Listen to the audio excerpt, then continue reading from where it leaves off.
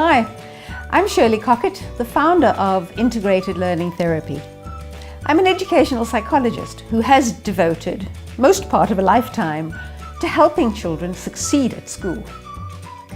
Now, the first day of school is a very exciting time for most children.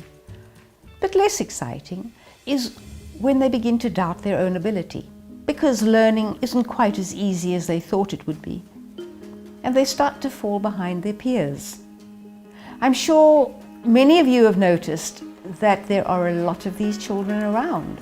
And in classrooms in South Africa and elsewhere in the world, many children are on some or other form of medication for a diagnosed disorder like ADHD. What are the symptoms of these disorders? Well, usually children find it difficult to concentrate. They find it difficult to sit still. They seem to show a lot of movement. They are impulsive. They are distractible. They can't finish their tasks in a given time. These behaviors are then labeled, and the labels are then treated accordingly, usually with some form of medication or a behavioral modification technique. But are these labels accurate? Not in our experience. The labels are given to symptoms. The symptoms are behaviors. Now, we can see these behaviors much like the tip of an iceberg, but what we can't see is what lies beneath the surface of the water. So, in order to understand what is giving rise to these behaviors, we need to go a lot deeper.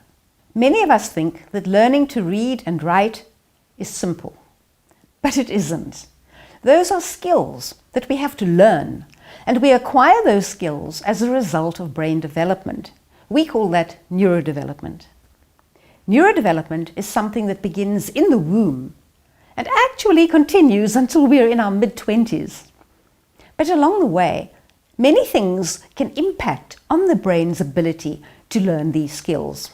For example, a baby who misses a physical milestone, like tummy creeping or crawling, may grow up with an underdeveloped area of the brain.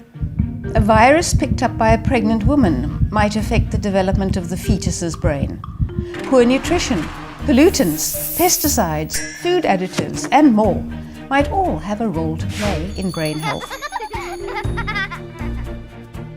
Unraveling the underlying causes of a learning difficulty or disability is not an easy task. There may be more than one cause, and a swift diagnosis and giving a label is usually not very helpful.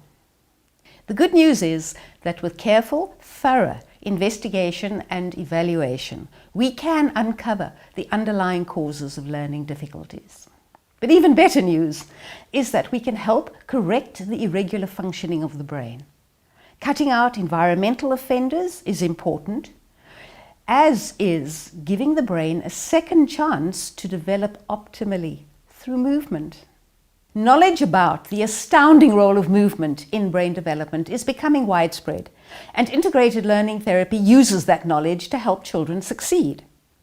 For nearly 2 decades, we've been helping children change that "I can't" into "I can", and helping them regain those early levels of great excitement and confidence. So visit our website, ilt.co.za, to find out more about us, to find a practitioner near you, or to consider taking one of our training courses so that you can either help yourself or offer help to your community. You can also subscribe to our YouTube channel, and you will be regularly updated there with more information.